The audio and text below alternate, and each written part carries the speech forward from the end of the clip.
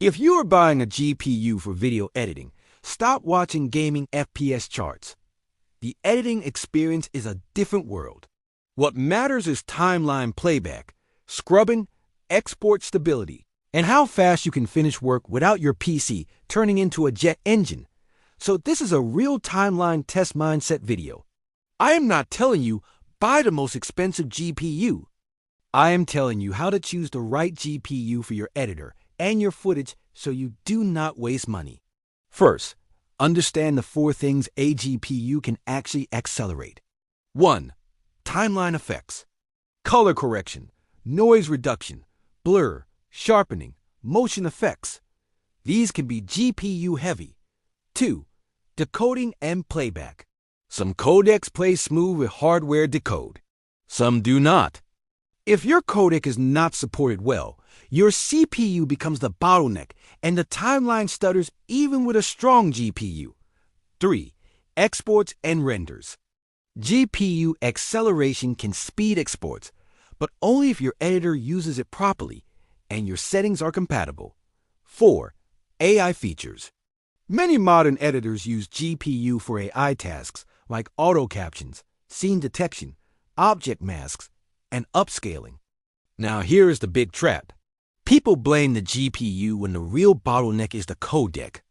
If you edit 4K H264 or H265 from phones and action cams, hardware decode support matters more than raw GPU power. If you edit ProRes or optimize media, the timeline becomes smoother even on a mid-GPU because the CPU is not choking on decode. So the first rule, choose your workflow before you choose your GPU. If your timeline stutters, do this proof test. Create optimized media or proxies and play the same timeline. If it becomes smooth, your bottleneck was decode, not GPU. That means buying a monster GPU might not fix your pain. It means fixing workflow will. Now the second rule, RAM and storage are part of editing speed. If you have 16 gigabytes and you edit long projects, you will page the disk and everything feels slow. If your footage is on a slow drive, playback stutters no matter how strong your GPU is. So a balanced editing PC is GPU plus enough RAM plus fast SD. Now how do you choose the GPU itself? If you use an editor and plugins that clearly scale better on one ecosystem, pick the ecosystem that gives fewer headaches. The best GPU is the one that gives stable playback and reliable exports in your tools. If you are a YouTube creator doing shorts, simple cuts, captions, and normal exports, you do not need a flagship GPU. A strong mid-range GPU with good hardware decode and stable drivers can feel perfect. If you do heavy color grading, noise reduction, and AI effects, then GPU matters a lot more. Those effects can smash a weak GPU and make your timeline feel like a slideshow. Now, let me give you a simple real timeline test checklist you can do on your own PC to decide what upgrade you actually need. Test 1. Play your timeline at full resolution. If it stutters, drop preview resolution. If it becomes smooth, you might need GPU power or better acceleration settings. Test 2. Turn off your heaviest effect, like noise reduction. If the timeline becomes smooth instantly, that is a GPU-heavy effect and your GPU is the limit. Test 3. Switch to proxies. If it becomes smooth, your codec decode was the bottleneck. That is workflow, not GPU. Test 4. Export the same project twice.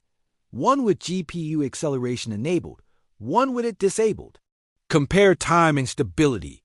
Some systems crash or throttle when settings are wrong, and that is not a bad GPU, that is a workflow mismatch. Now here's the pro tip that saves creators money. Stop building editing PCs like gaming PCs. Gaming PCs chase peak FPS. Editing PCs chase stable playback and predictable exports. That means you need a clean system, stable drivers, good airflow, and a workflow that matches your hardware. So my recommendation is simple. If you are doing basic YouTube editing, do not overspend. Get a balanced GPU with solid decode support. Keep your footage on a fast SSD and use proxies when needed. If you are doing heavy grading at IFX, invest more into the GPU, but do it with a workflow plan. Know your codecs, know your editor settings, and test with proxies so you can separate GPU limits from decode limits. If you comment what editor you use, what footage you edit, and what your current CPU, GPU, RAM is, I can tell you the most cost-effective upgrade path. Follow and subscribe for more creator PC advice and no BS editing performance fixes.